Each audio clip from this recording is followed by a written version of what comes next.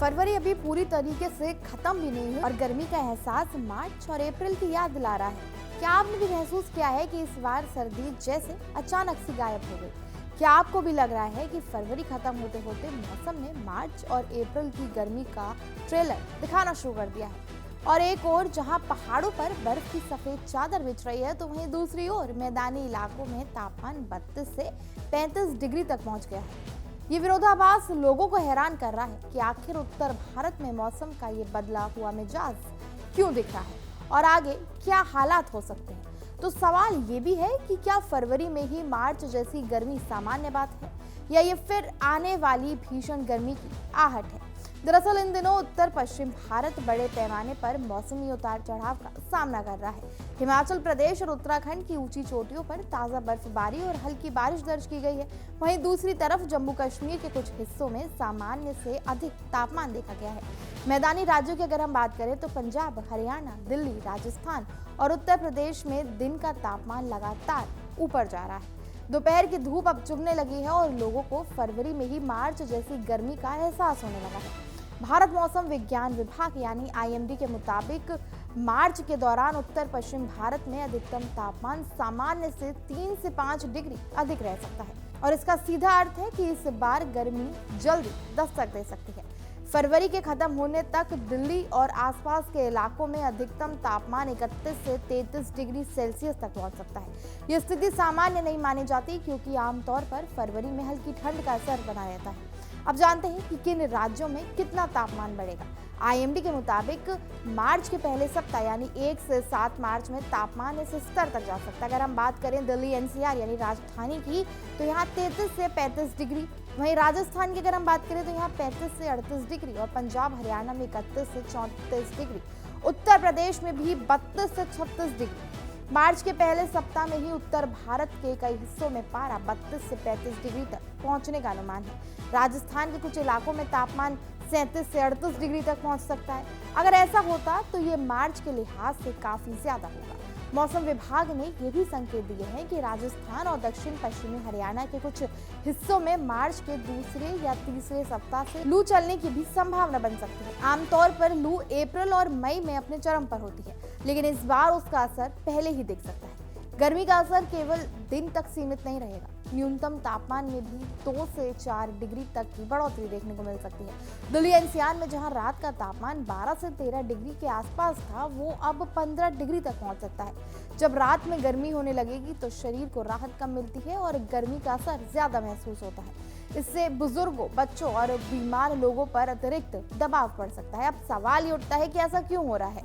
इसका बड़ा कारण है पश्चिमी विक्षोभों की कम सक्रियता को मानना। पश्चिमी विक्षोभ वो मौसमी मंत्र है जो भूमध्य सागर क्षेत्र से नमी लेकर हिमालय की ओर आते हैं और उत्तर भारत में बारिश और बर्फबारी कराते हैं। फरवरी के दौरान इनकी संख्या कम रही है, जो आए भी वो ज्यादा सक्रिय नहीं थे। नतीजन पहाड़ों पर भारी बर्फबारी नहीं हुई और मैदानी इलाकों तक ठंडी हवाएं पर्याप्त मात्रा में पहुंच ही नहीं पाई। इसलिए 27 फरवरी और 2 मार्च के आसपास पश्चिमी हिमालय क्षेत्र में 2 पश्चिमी विक्षोभ सक्रिय होने की संभावना जताई गई है। इसके कारण जम्मू कश्मीर, हिमाचल प्रदेश और उत्तराखंड में हल्की बारिश और बर्फबारी भी हो सकती है।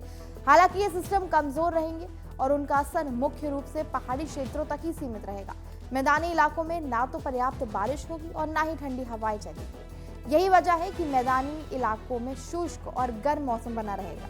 वहीं अगर बात करें फरवरी में हिमालय क्षेत्र में पश्चिमी विक्षोभों की संख्या कम रही है और वो ज्यादा सक्रिय भी नहीं थे, तो आमतौर पर यही सिस्टम उत्तर भारत में सर्द हवाएं और बारिश लाते हैं। इस बार पहाड़ों में ठंडी हवाएं मैदानों तक नहीं पहुंच पा रही है। बारिश कम हो रही है, आसमान साफ है जिससे धूप सीधे धरती को गर्म कर रही है। वहीं मध्य और पश्चिम भारत से शुष्क हवाओं का प्रभाव बढ़ रहा है और इन सब कारणों से तापमान तेजी से ऊपर जा रहा है। एक और महत्वपूर्ण कारण है ला नीना की बदलती स्थिति जो माना जा रहा है। ला नीना प्रशांत महासागर के तापमान से जुड़ी एक मौसमी अवस्था है जिसका प्रभाव वैश्विक मौसम पर पड़ता है। वैज्ञानिकों के अनुसार अब ला नीना की स्थिति में बदलाव हो रहा है और ये परिवर्तन भारत के समय से पहले और तीव्र गर्मी का कारण बन सकता है। जब वैश्विक महासागरीय और वायुमंडलीय पैटर्न बदलते हैं तो उनका असर मानसून, सर्दी और गर्मी के चक्र पर भी पड़ता है। तो अब जानते हैं कि अगले 7 दिनों में क्या होगा।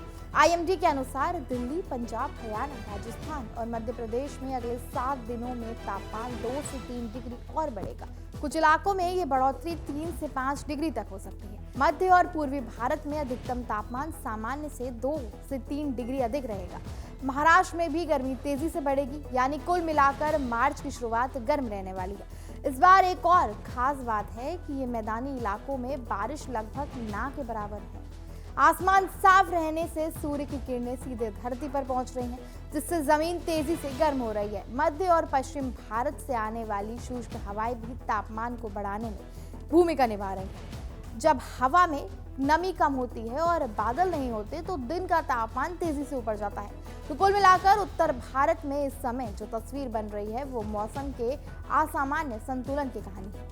पहाड़ों पर सीमित बर्फबारी और मैदानी इलाकों में तेजी से बढ़ता तापमान ये संकेत दे रहा है कि सर्दी की विदाई इस बार जल्दी हो गई है। कमजोर पश्चिमी विक्षोभ, लाल नीना की बदलती स्थिति और शुष्क हवाओं का संयुक्त असर फरवरी में ही गर्मी को आगे ले आया है।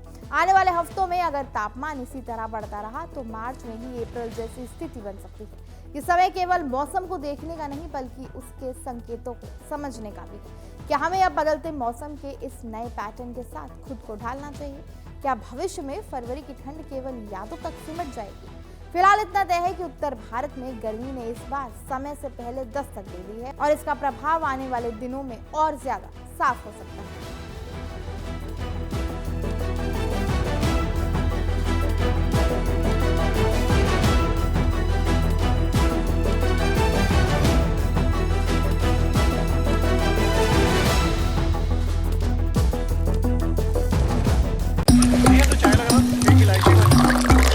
यहाँ ताजा खबर के साथ हर दिन की शुरुआत कड़क है। आमने सामने बैठ रखते हैं बात पूरे दम से, आराम से।